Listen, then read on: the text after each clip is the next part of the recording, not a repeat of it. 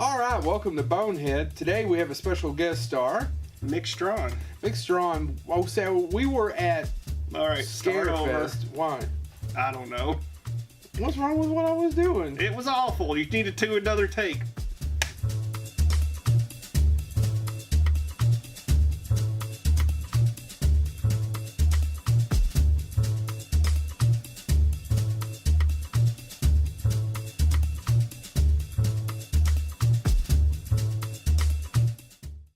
Welcome to Bonehead. This week's episode is... Mick Strawn. Who is amazing. He's a production designer on several of the Nightmare on Elm Street films. We met him at Scarefest. Yeah, he's also done... You weren't there. I was not there until... You don't know. Well, You're like a child that wanders into the room. Well, eventually Chad got there. And I got there for this interview. After and the voodoo curse was lifted. And I was 100%... Hold on. I'm never going to start this thing. When the hell did he show up? I have no I thought idea. he was dead of ass disease. Maybe he still is. Are you dead? I am not gonna straddle you and make pottery. I'm just not. I might. By the way, how come she isn't wearing pants in that thing? Why would she be wearing pants? She's making pottery. Exactly. That's a dangerous tool there. That's right. They were not showing proper safety protocols. Shut that noise down. I have a lot of jokes about that. I know, and I can't do any of them No, because you we try cannot. to keep it PG-13 on both. Which Mick Strawn's episode will not be PG-13. No, Mick goes a little bit off. Because not only did he work on Nightmare on Elm Street, if you heard our promo, he's also done special effects for movies such as Boogie Nights, Blade. This man has basically worked in movies throughout my whole childhood. I'm sorry, Mick. He loved Boogie Nights when he was a kid. Critters 2, the best Easter movie ever made, as I said earlier. I can't argue that. Witchboard. You all are burying the lead. What's that? Break into Electric Boogaloo. Yeah, he worked with Canon Films, And also, the lesser and the unknown Fantastic Four movie that a lot of people don't know about. So all those great things we just talked about are actually discussed on this episode, and he tells wonderful stories. So I moderated the Nightmare on Elm Street panel, and I didn't know he was going to be on the panel, and then he came on the panel, and he was great. He told some great stories. We had a good time. He walks up and introduces himself to me, and we start talking, and we just hit it off, or at least I thought we hit it off. Yeah. And I was like, oh, you should do our podcast. And because you just say that to people because you think, well, they're going to tell you no, but what do I care? If you don't swing for the fences, you never really hit the ball. Yeah. And I literally... Is that how football's played, right? Yes. Okay. And I literally met him about, 10 minutes before we recorded this? Well, yeah, you ran up and hugged him and kissed him on the cheek and said, I knew it was you all along, Fredo. This is truly... You broke my heart. It's probably... Oh, man. It's probably my favorite episode of Bonehead so far. Doing it was the most fun. Yeah. I was about to say, he tells so many stories, and I would say we just got the tip of the iceberg. Absolutely. We'd love to have him back on. Thank you, Ghost James. He's just now starting to do conventions. Right? He's just now starting to do cons. And he's one of the greatest behind the scenes. And we talk about this. We've talked about it actually off camera before. We have a great appreciation for the behind the scenes stuff. Writers, directors, production designers, cinematographers, PAs, second assistant, first assistant directors. We love these people because they're the ones who actually get movies made. Yeah, and I think at the end of the day, I mean, anybody can act. Obviously. But it takes somebody that has a lot of skills to... with a Z. Yeah. You know what? I'll go ahead and say 3 Zs. Ooh, Ghost James laying it down. Yeah. But anyway... Ass disease, James. If I was a zombie, I'd starve to death with this group. Anyway. Allergy cocaine. He's allergic to not having cocaine now. It's called addiction. I'm putting my arm around you. Sick of holding you. Anyway, let's go ahead and let's get started. Let's get started. Like I said, tune in. This is amazing. Thank you so much, Mick. You were great, and we're not lying when we say this is our most fun episode. It was the one we had the greatest time doing, and we just had a ball. We'd love to have him back. In fact, we may invite him to hang out with us. Stay in my basement for a while. Mick, you want to come hang out in my basement? Feed him White Castles and Cheetos. Just put my hands I through never your get hair. White Castles and Cheetos. God, I can't because wait you're all dead see his long and hair. ghosts don't eat. That's why I'm going to be a real ghost. That being said, Can we start the episode? I was just going to say, and seriously, oh my God, you're going to say the 3 times. That was so profound. Your mom's a whore.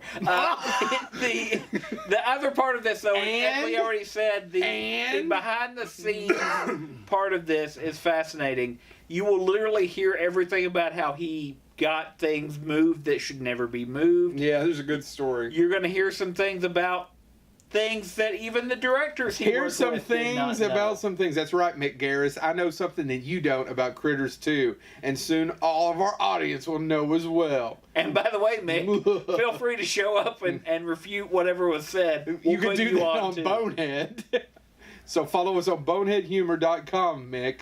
So anyway, either one of you. Let's start the show. There you go. Mick Strawn!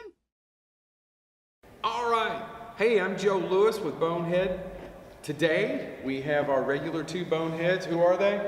James, I have no idea who I am. Right. But we have a special guest star. We're at Scarefest this weekend, and our special guest star is Mick Strawn. Why are you getting up, Mick? My name is Mick Strawn. I'm looking at your ass right now.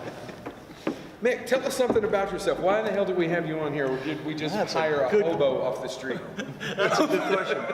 What lie did I tell you last? You said that you loved me, and the reason you didn't look at me during was because you respected me. I don't know why did I have to recover from that. I don't know why we don't get more guests. Yeah, people don't want to come on. I can understand that. Joe steals all their French fries. I was a production designer and an effects designer back in the day, when we used pinhole cameras to do our shooting. And I wound up doing Nightmare on Elm Street 3 and 4 and working on Critters and designing Leatherface and the missing Fantastic Four movie. Yeah. Yes. What else have I done? Let's see. You've worked on Boogie Nights. Oh, Boogie. Oh. And Blade. Are you sure this is PG? Because I'm telling you. No, tell us. I have a story from Boogie Nights that will blow your mind. I want the story from Boogie Nights. Okay. Tell the story from Boogie. Okay. Let's start with Boogie Nights. So, in Boogie Nights, there was a party scene. Yes. And the party scene is famous, and it was huge, right? And so we go through this, and we go through that, and we had the tray, we followed the tray, right? Going to the parties and the drinks. And then the idea is that we're following Bill Macy. Right? And we're following him around, and he goes into a room, and he discovers his wife, boinking this guy on a washer, right? Yes. Okay? Yes. And then he goes out of the room, and he shoots himself in the head. Right? Okay. With a smile on his face. Let me tell you where I was while this was filming. Oh my God, I'm already in love with this. Okay. If you had looked right to the doorway as you go into that little laundry room, I was sitting here with 3 compadres, and we were sitting here with these little staring guns. And when he walks in and goes bam, bam, bam, we go staring gun 1, 2, and 3, and we made little blobs of blood show up on the 3 actors that are right in front of me. Yeah. So, let me tell you what that entailed. That entailed sitting cramped in this little room with this little tiny tube gun for 16 freaking hours while watching a guy that's hung like a horse screw a girl that has been over a washer. And that's all we did for 16 hours. I swear, I was impotent for at least a month. But that had nothing to do with the movie. I'm just messing with you. So, do you remember what you had for dinner that night? Not like, I just want you. Because after that, what do you go home and eat? Kielbasa. So a strange craving. So then, after like sitting there for 16 hours, then we were supposed to fire, with them back here. And I'm telling you that the first time there's so much stuff had to happen before they got the camera to that room that it was literally 10 hours before we got one take where we actually got to fire. Because you had to think that no error had to happen in the first 5 minutes of filming with him going to the car, and coming back and coming forth and getting in there. So, I mean, it was 10 hours of sitting there, and all at the same time, this guy has to stay, right? Yeah, right? absolutely. And they both have to stay lubed. So I get to sit there and just like, I'm not kidding. I was probably that close to this, to a horse. I mean, all right. I can understand if you saw a photograph and you might think that you were inadequate for a minute, but just imagine that photograph just sitting there right in your face going, wonka, wonka, wonka. So, kids, you want to get into the show business? James needs a cold shower. I do declare I'm going to need a moment. He's got the vapors. I'm going to sing. I do declare. It took 10 hours to get that shot, though? 10 hours was the first time they came through, and the guy on the end, his gun misfired. Oh, no. Of course it did. Of course it did. And then your gun misfired later. My gun misfired for a month. I think I said that. But who played the parts? I don't remember. I have no idea. Were they actual porn? Yeah, they were actually porn stars. That's yeah. what I thought. Yeah. I mean, that guy was destined to be a porn star. You know, if he wasn't, he was in the wrong place. So that makes sense, though. If you're going to have that, then go ahead and hire a porn star. They're probably used to They were all long through, hours. They were. Sorry. They were all through that. They were all through that film. Absolutely. Porn stars were everywhere. All right. Well, the next one, you told a really good story, and I want you to tell it again. So, when you worked on Xena, it was produced by a guy named Robert Tappert. Robert Tappert. And a lesser-known man named Sam Raimi, who nobody knows. Nobody knows. Robert Tappert and Sam Raimi are friends from Michigan, made a little movie no one ever saw called The Evil Dead. Right, exactly. No big deal. Robert Tappert, you worked on Xena. Tell the story of how that happened. Well, it's not so much how it happened; it's where it happened. Where it happened. And I got the show, and we kept talking in LA. And when I first got the show, all that we had was the concept, and I was trying to come up with a concept for it. And we were doing this, thing. I went back and I tried to rip off Art Deco and bring it into a Greek kind of look, assuming that we would go somewhere where there was desert and that kind of Greekish kind of Right. Roman, whatever. But what happened is we wound up in New Zealand, and I had to change the look around and everything. And finally, about a month after we'd been there, Rob Tappert comes in from L.A. I'm sitting there, I'm going.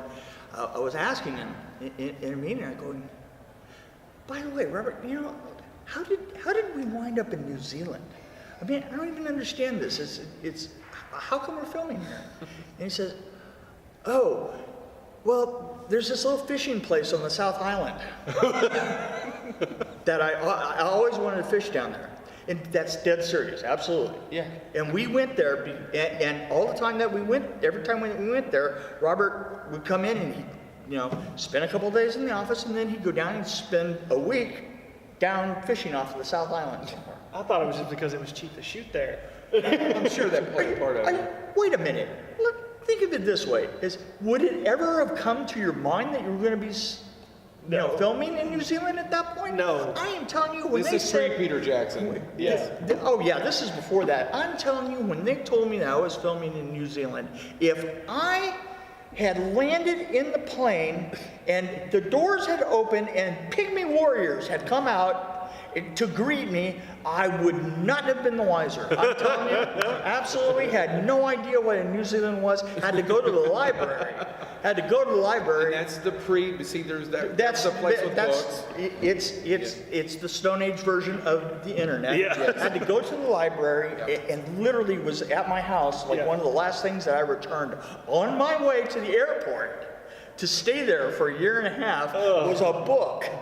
Good Lord. That said Wild New Zealand on it.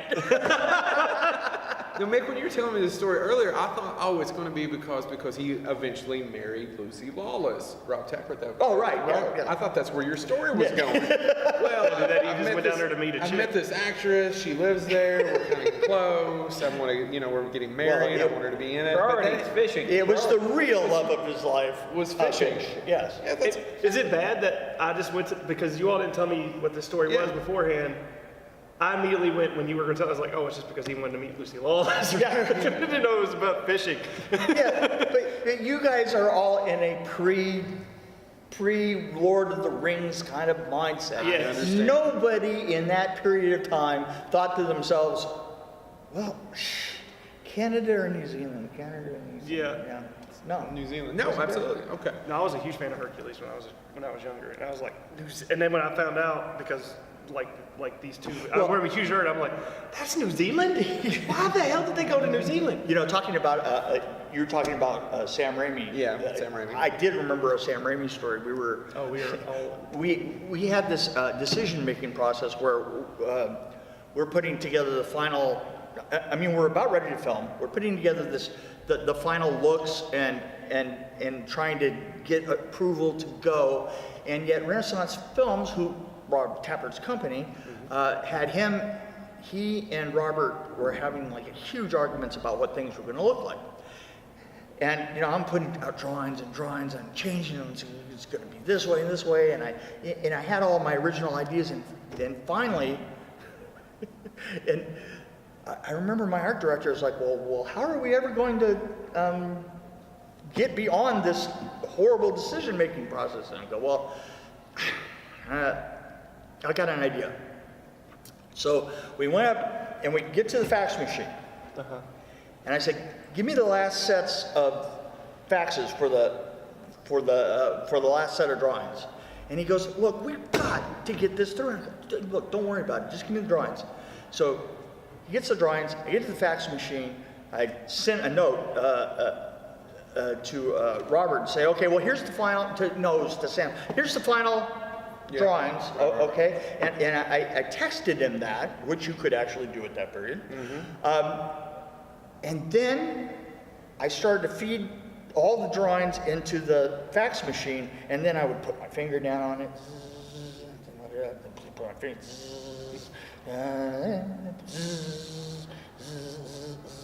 Okay, give me the next one. Now I'm just feeding them through, and I'm boom, boom, boom, boom. Phone rings. Yeah. Hey, Mick, this is Sam. I have a 3-foot long. I have a 3-foot-long fax here from you, and I think it's your final drawings. And I go, oh, I'm sorry, it's 3 feet long. Well, can you understand what's going on? I said, I have no idea what the fuck this is. I said, don't worry, we'll do it again. Hang up the phone. Get the fax hooked up on the same phone line.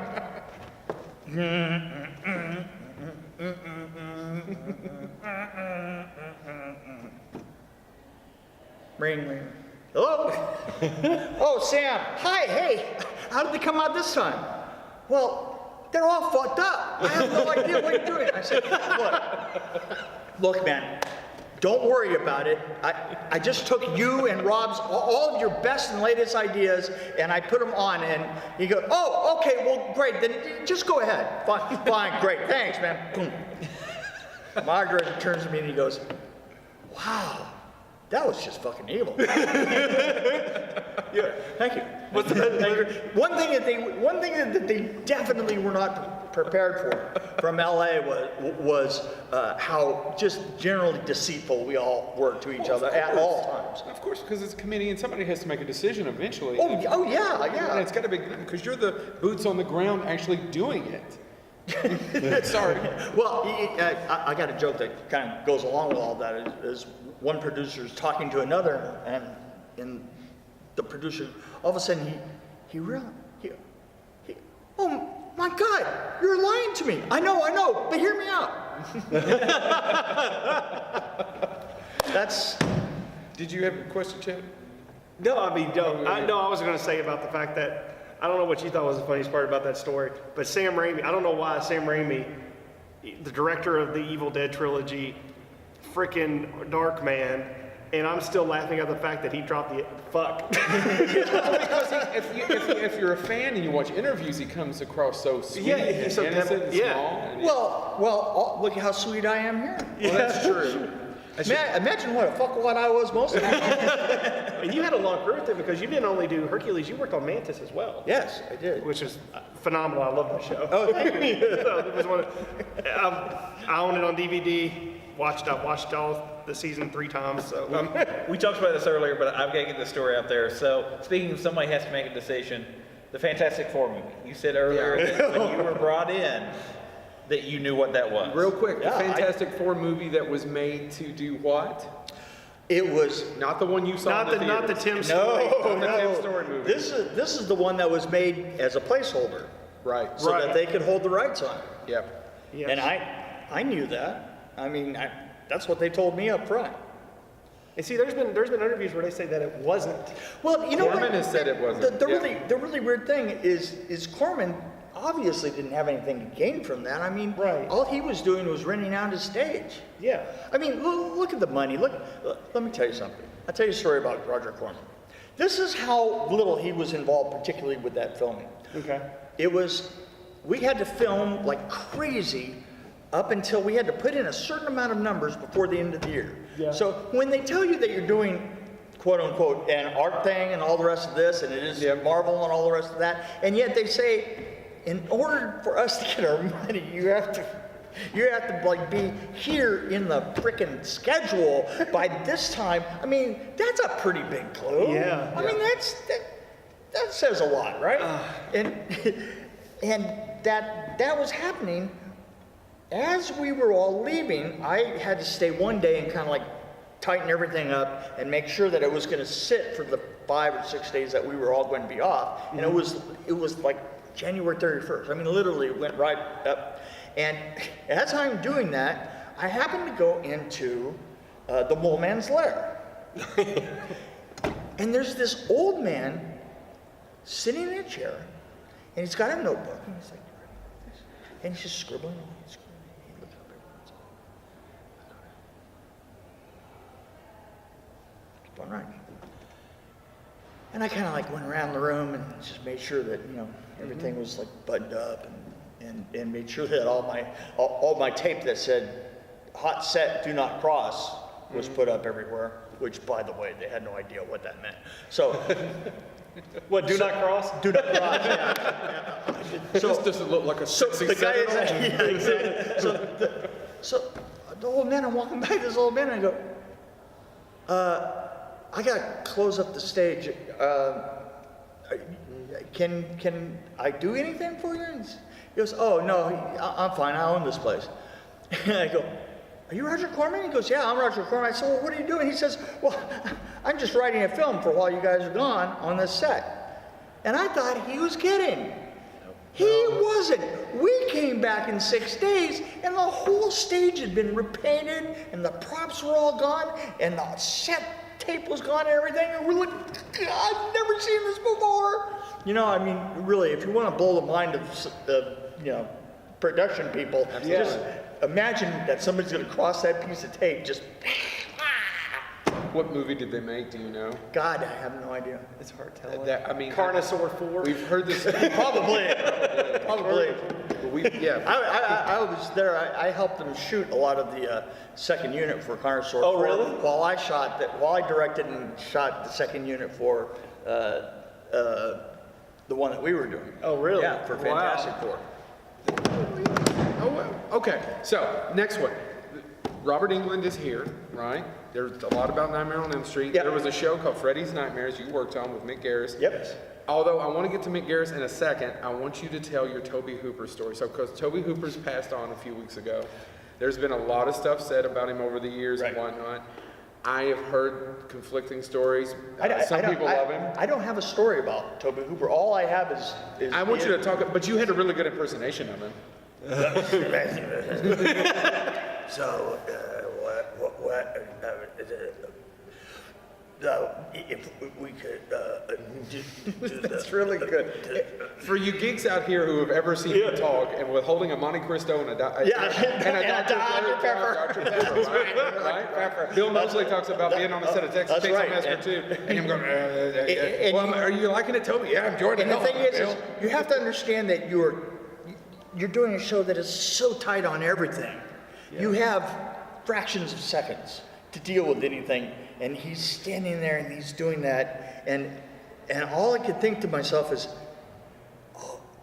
how long can I do this? How long can I sit here and wait for him to actually complete that sentence before my brain just shatters? Because I was telling you beforehand that I'd met people or have said people's like, oh, he's high on coke all the time, and you no, you think it's just he was on the spectrum. Oh yeah, he really. There was definitely a feeling that he was autistic, and he didn't. At that time, he didn't look very healthy. Right. Well, he looked. That's a good question. And he lived to be 70. So Yeah. Oh well. So, do you have a good Mick Garris story? Do you want to talk about working on Critters 2? It's Critters 2, right? Critters 2. What? No, I want to keep it to myself. Okay, Critters 2. I'm going to blow your mind here in a few minutes if you have a story about something, but continue on with Critters 2. Oh yeah, no, let's listen to you. No, I want to hear Critters 2. Go ahead. No. So I researched you, and you did a movie called, one of your first movies was a movie called Armed Responses. Oh my God, have you ever heard about that? I have, and the fact that, you know who directed that, right? No, I didn't look that up. Who's the director? See, and now you really put me on the. What did they go on to do? Because I was so amazed by the list of actors on the show. No, you're just going to have to look it up. The director was just such a classic, old school, super cheap director. He was well known for going up above Saugus, up above L.A. And he would take a camera and he would dig it into a pit, and he would run soldiers like towards the camera, and blow up, and he just moved the camera around in circles as they were attacking it, so that he didn't have to move. Fred Olin Ray. Fred Olin Ray is freaking did all that shit through all those Babe movies. Yeah, but you know what he was originally known for? What? He was originally known for selling his film without developing it. Really? Here's what he would do. He would take stills of the film as he made it. Yes. But he wouldn't develop it because he didn't have the money. He would only buy the film. And then he would get the whole film, all these production stills, and the film, and he would sell it as a package. And then when he got the money, then he'd develop it and edit it together real quick. Is he this? Am I wrong? And please, and I know this is going to sound maybe a little sexist, but no. The cheapest special effect is. You know what? I don't know. I was going to say, if I had to think that you could possibly be sexist, I don't know you that well, but okay. Okay, yeah. All right. Anyway, yes, he is quoted as saying the cheapest special effects are tits. Breasts. Well, that's Brad Cravoy. I did. Fred Olin Ray. I heard say that once. Well, Brad Cravoy. One time we were doing a film. You know, everybody has to do a Civil War zombie film, right? Well, when I was doing mine, God help me, Robert Englund did. Yeah. That's true. Everybody I know did one. So when I was doing mine, it was with a production company that was owned by Brad Cravoy, and we had to sit through the whole production meeting. And Brad Cravoy was over in the corner. And he didn't say anything. And finally, he stands up at the end as it was finished. He goes, "Okay, well, this is all fine and good, but unless we get some tits in here, this doesn't work for me." And he walked out of the room. Now, what the hell do you do with that? I don't know. You go out and you get some tits. If you want to get your money made, that's right. By God. Bonehead Humor's new slogan. Yeah. You go out and you get you some tits. The problem is that we got moves. We weren't paying attention. So you worked for Canon. Yeah. And were you involved with the classic film Break Into Electric Boogaloo? Funny thing, I was. I literally saw that, and I literally was like, I feel compelled to at least bring up Why? Break You Into. gotta tell a good canon story. Was there a film? Okay, well, I got a really good one for that. Oh, I really God, do. we got to hear a canon. We story. Okay. This is the old days, right? When you had a crane, you had to have room. It used to be that you didn't have like little droids and, fly up and do that great shot. You had to have a crane in there. Right. And cranes were really mother pieces of equipment, right? And we needed a big one for that big reveal of the Miracles building, right? So we had painted this building all up. We had gotten that, that bright look, and we had the stages up there, and we have like 2 balloon releases that are just freaking enormous, right? And the DP gets up there, and he comes in and he goes, "This is never gonna work." And we're going, "Well, what's the problem?" And he goes, "Well," he says, "the back of the crane is gonna hit that tree back there, and there's no way we're gonna get around it." And everybody turns around and looks, and right up the street, in the middle of the street, this, it sort of like had that big plaza look, right? So up the middle of the street was these whole row of palm trees, right? Really old, stately suckers. And they went right up to like the beginning of the first, step going up, And we figured, nobody thought about, I was young, and what did I know? I was the construction coordinator, and I didn't know that, that was going to be a huge problem. And he comes, he says, "Well, I can't film, I can't do anything around this goddamn tree." And I said, "Well, look, just let me take care of it. I think I got a plan." I can see where this is. Well, yeah, but so the thing is we're shooting tomorrow morning. I go, "Look, I think I got this." So I call up a guy that does trees, right? I said, "Do you have one of those trucks that moves palm trees?" And they have trucks in LA that are just a rail, right? Yeah. And the rail has got a hydraulic boost on it. They lift it up and they put, they lift it up and they put a tree on it, lift it up like this and slide it into the ground. They would plant it, right? Yeah. I said, "If you can get one of those trucks over here at exactly 6:35 tonight." Now, I'll tell you a little secret of It's an life. arbitrary time, but yeah. No, it's not an arbitrary Okay. time. Why is it What? not? Why is it not? Come on, think about it. 6:35? Is it because, I don't know, after hours, union? What is it? It's dusk. Oh, okay. Oh. If you want to do something that's illegal, immoral, impossible, gonna lose your pants, you want to do it. You want to do it right at dusk, right? Why it does? Why? Because you can't see anything at dusk. Okay.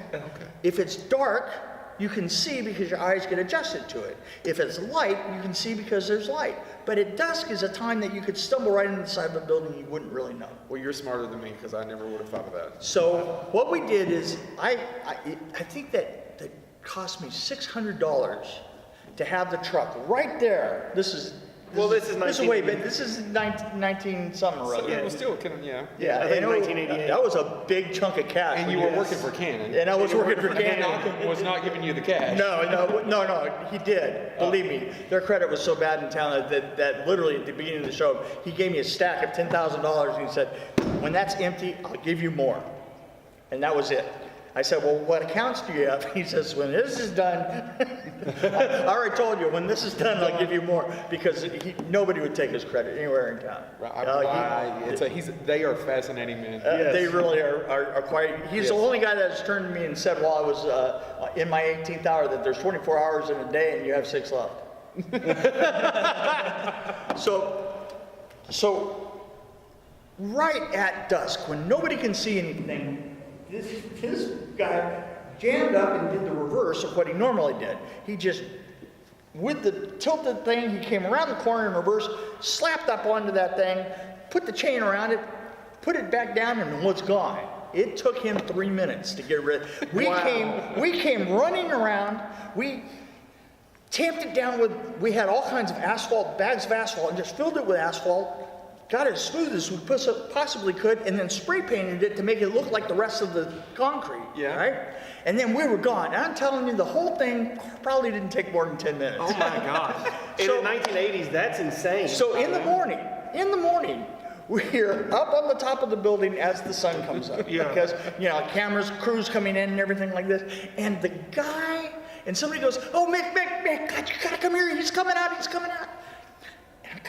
And I get up and I look over the edge of the parapet, looking down, and the guy that lives in the corner house that's right in front of that tree, he comes out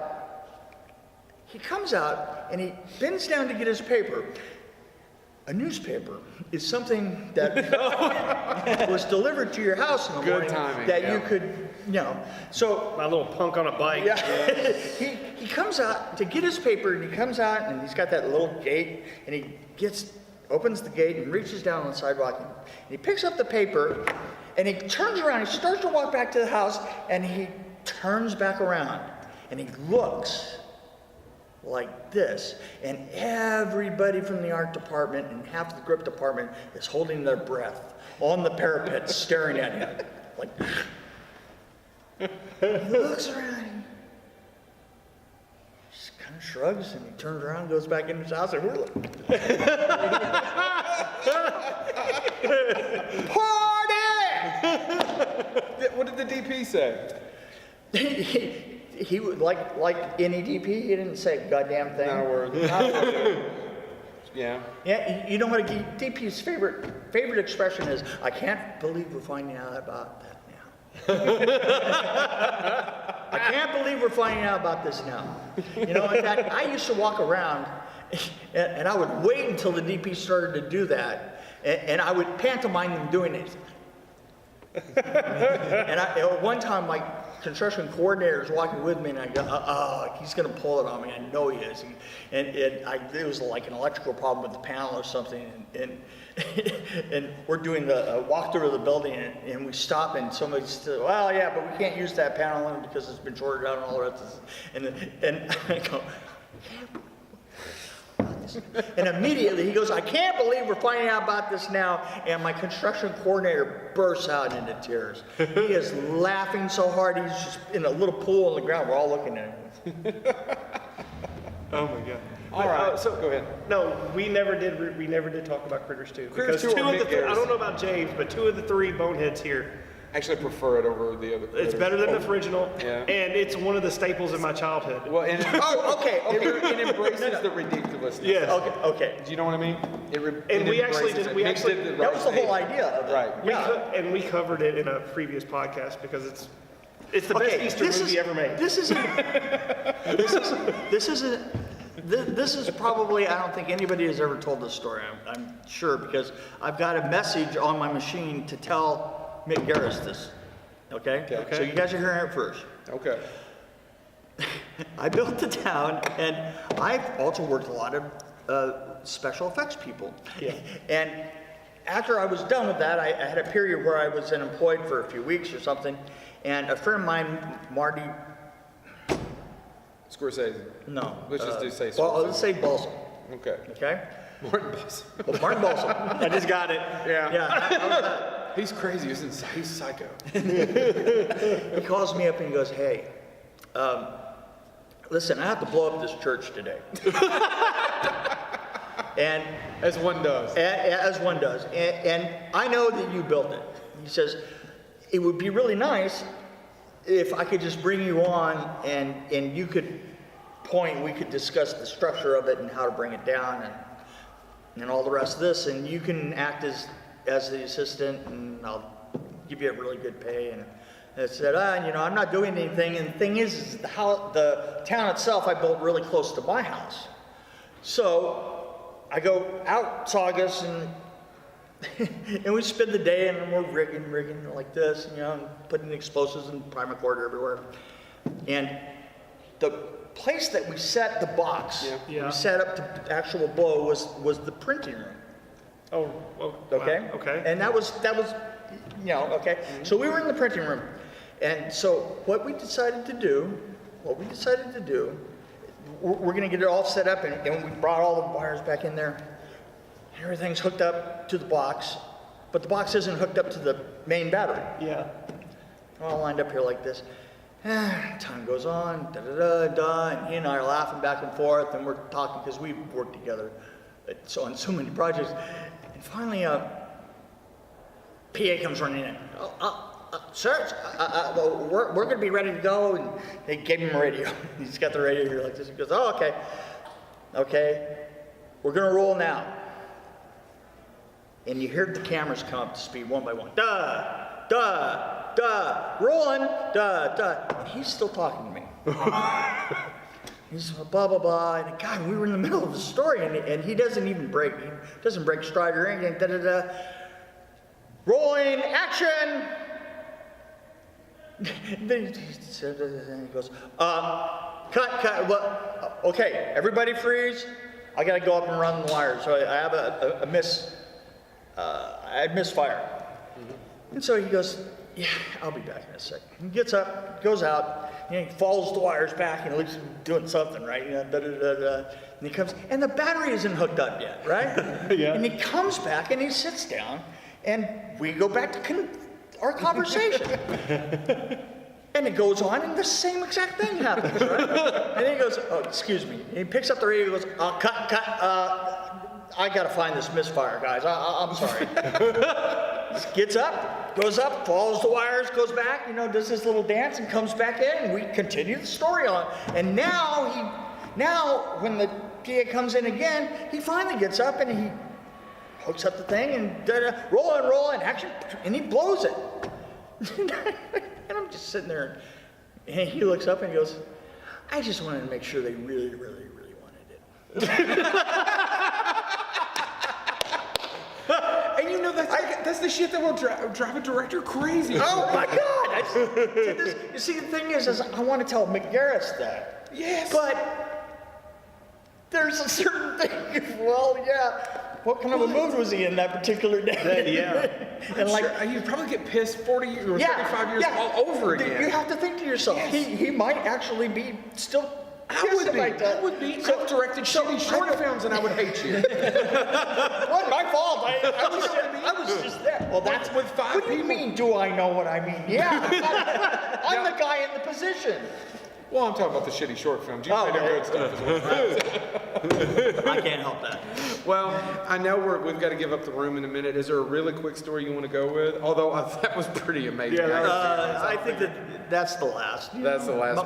My stories used tend to be long, boring, and drawn out. They were not. One thing that came from the thing that you mentioned, though. The thing that came from the thing? From the panel. From the panel. Okay. You mentioned that one of the things that pops up in Nightmare on Elm Street actually came to you in a dream, correct? Yeah, right. You want to tell that story? Because I think that's a really interesting, because we haven't touched on Nightmare on Elm Street much. Do you want to close out on that story? I guess just to say that I had a dream. I had a dream when we were filming Nightmare on Elm Street 4. And I was in this tunnel, and Freddy comes to the end of it, and he starts making lights swirl around me. And it's just all confusing, and he's coming towards me in the dream, and cut. And at the end of that dream, I called up Peter Chesney, and I said, I need to make this come true, right? And he goes, oh, well, I know how to rig it. And we went to Rachel and said, you know what? I have this sequence. Rachel Talway, right. I have this sequence that I think that we can throw in at this particular place.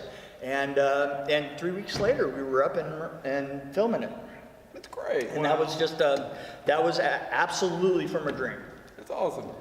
Yeah, So this is literally the man that helps your nightmares come true. Yes. Yeah. I had really, for the most part, the dreams that I had while we were doing Nightmare on the Street 4, and that was a big exception because I was having dreams about going to the 7-Eleven, getting a Slurpee, picking the kids up at school, and stuff like that. Because during the day, while I was awake, I had rooms that were upside down. I was up to here in blood. As one does. And there were flames everywhere. So, I mean, that's... Mick, This has been great. Yeah, this has made a Film Geeks. This has been Today. amazing.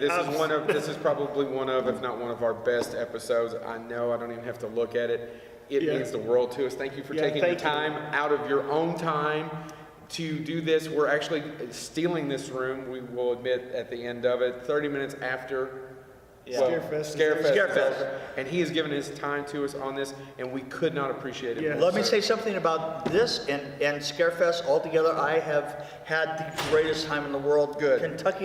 Kentucky and the fans of Elm Street have really come out to make me feel great. Good. This is it for me in Kentucky. I'm going to go back to my hotel room and give my feet a chance to stop being stomped on by some 300-pound guy. I'm sorry. Joe, why did you do that to him? Because I wanted to move it off to him. But you're doing more cons now, Right? Yeah, this is Book this man for a What's your con. Twitter handle? Do you have a Twitter, social media? How do they get a hold of you? You know what? Just go to Mixtron on Facebook, and I will deny that I know you at all. Good. Sounds good. So Book this man. This is phenomenal. That's just the beginning of his story. we will have we'll have all that contact information on our webpage and on our Twitter and on our Facebook. Thank you so much. Guys, We're totally. done. I've so enjoyed this. And All right. we're done. We're done. Thank you so much. Thank you. Wow. Bye. Wasn't that great? Fantastic. Oh my God.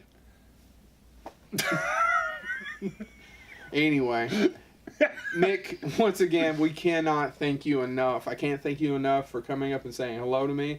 I can't thank you enough for showing up after he was done Right. to do this. I mean, he could have just went on and had dinner. As a fat man, that's what I would have done. Yes. And we want to have you back because I want to hear a Manta story that I didn't get. I want to just hang out with you for a while, run my hands through your hair.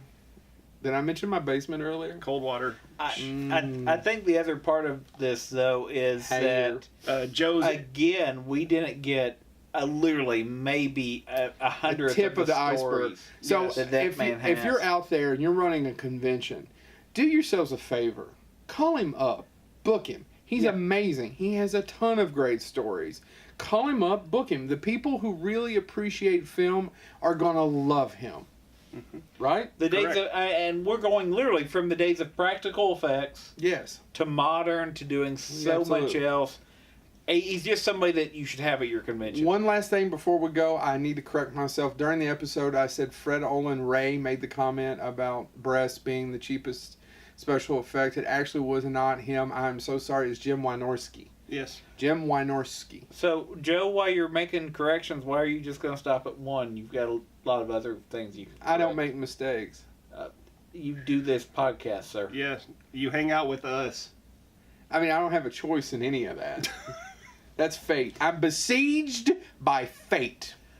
Dr. Fate?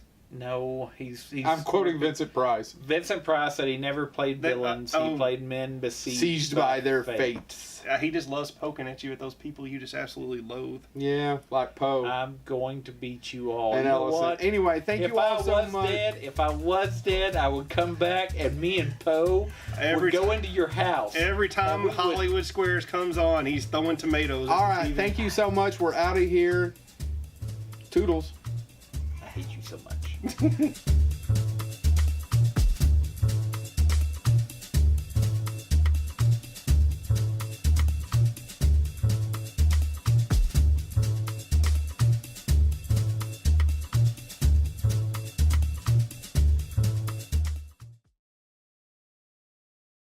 What's wrong with what I was doing? It was awful. You needed to another take. I felt that you liked some I feel gusto. like there's a lot of lack of talent here, but I never start firing people. Well, I'm glad you feel that way about yourself. We've been telling you that for years. And we weren't talking about me. Says you.